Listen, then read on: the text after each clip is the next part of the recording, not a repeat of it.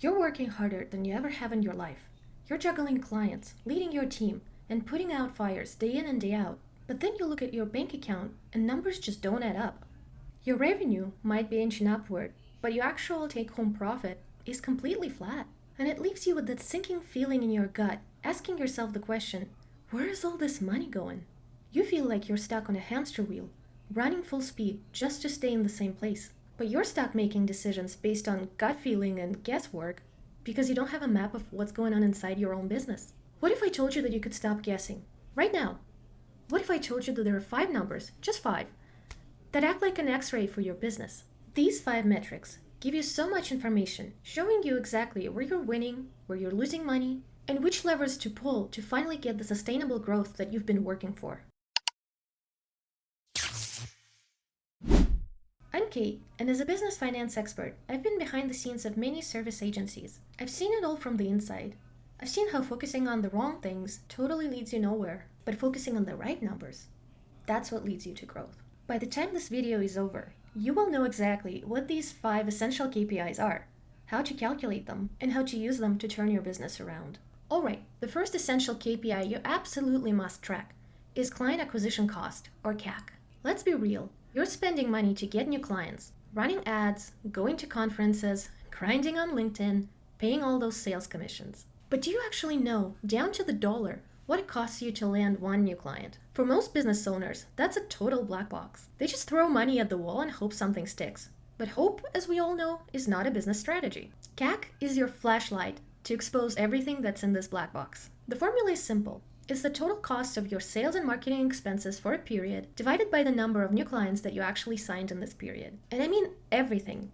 Ad spend, commissions, salaries, software. For example, if you spent $10,000 on sales and marketing last month and you closed 5 new clients, then your CAC is going to be $2,000 per client. So why is this an essential KPI? Because it's the ultimate report card for your marketing's efficiency. It tells you if your strategies are working or you're just throwing money away. A high CAC can quietly poison your bottom line, even though your revenue looks good. Tracking your CAC, even if you just do it in a simple spreadsheet, can finally let you stop all this guesswork. You can finally compare your channels apples to apples. Maybe you'll find out that your LinkedIn outreach is 10 times more effective than your Google ads. This insight alone could save you tens of thousands of dollars per month and show you exactly where to double down. You can't fix what you don't measure, and CAC is a great starting point for building your growth engine. Knowing what it costs to get a client is only half the story. The other, and arguably more important half, is knowing what this client is actually worth. That brings us to our second essential KPI, client lifetime value, or LTV, or sometimes it's also called CLV. LTV is the total amount of money that you can reasonably expect to make from a client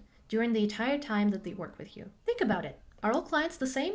Of course not. You've got one and done projects, and then you have clients who stick with you for years, buying more and more. LTV tells you what your average client is truly worth, and that changes everything. Why? Because it tells you exactly how much you can afford to spend to get a new one. This is where the magic happens, when you put your LTV next to your CAC.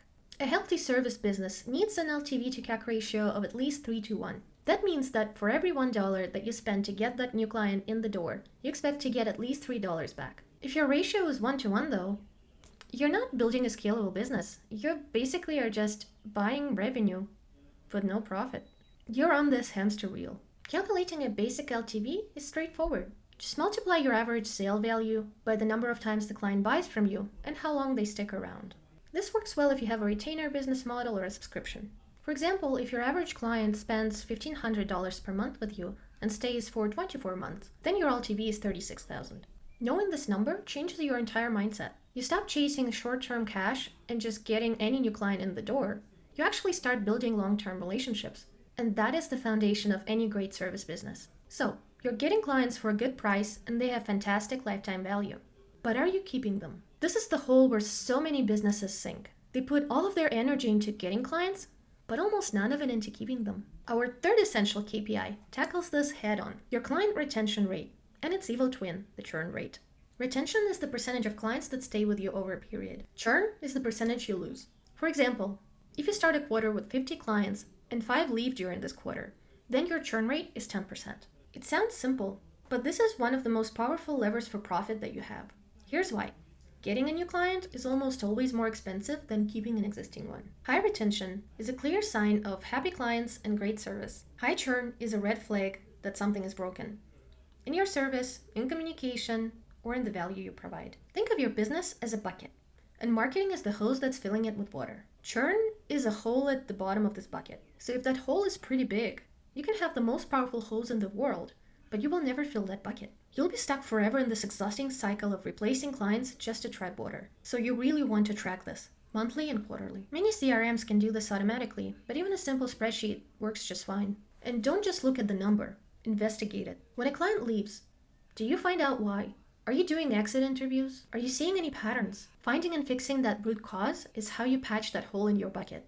So, we've covered getting clients, their value, and keeping them. Now, we look inward at your single most expensive asset, your team's time. This brings us to KPI number 4, the utilization rate. Utilization is the percentage of your available teamwork hours spent on billable client work. In a service business, you sell expertise and time. Your profit is directly tied to how well your team is utilizing this time. A low utilization rate might mean that you're overstaffed or you just don't have enough work to go around, which results in some of your team members sitting on a bench. Every hour your billable employee is on the clock but not doing billable work is a direct shot to your bottom line, unless they're working on something else that's useful for your business that's not billable. To calculate the utilization rate, divide the number of billable hours worked by the total number of hours available. For example, if an employee has 160 hours available in a month and they log 120 billable hours, then their utilization is 75%. You can use data from your time tracking software to get this information, whether it's Harvest, Clockify, Jira, Asana, or anything else that you might use.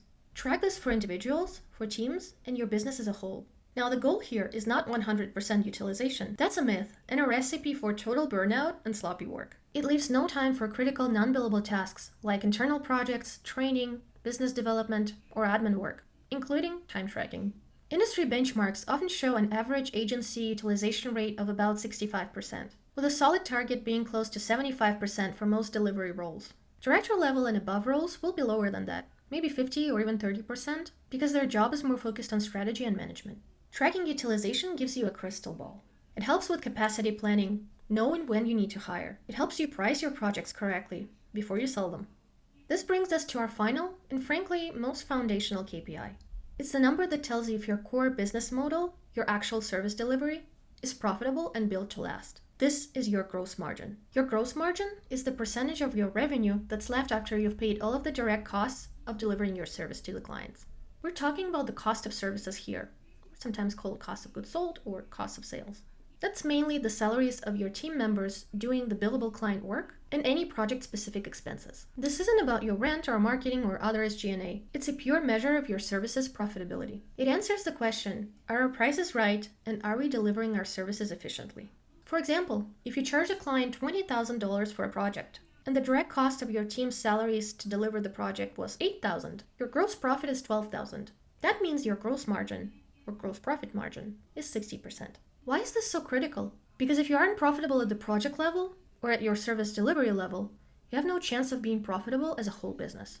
You can track this in your accounting software, or in your project management tool, where you can tie budgets to projects. Gross margin is your ultimate early warning system.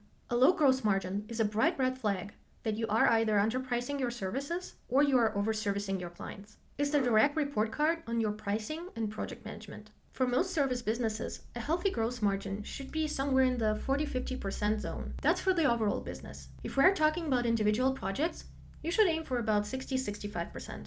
If you are below 50 for individual projects and 40 for your business overall, you're in a danger zone. You want to calculate this for every project that you scope before you sell it, for your individual teams, and for the business as a whole.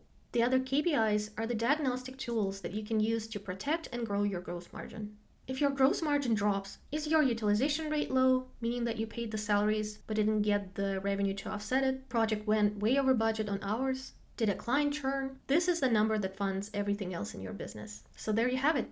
The 5 essential KPIs that take you from guessing to knowing. Client acquisition cost, client lifetime value, retention and churn rate, utilization rate, and the foundational number for your profitability, the gross margin. Stop letting your business run you. These 5 numbers are the control levers for your business. You can pull them to build a more profitable, more predictable, and frankly, less stressful business. This is your roadmap off the hamster wheel. If this video was helpful, do me a favor and hit that subscribe button so you don't miss what's next.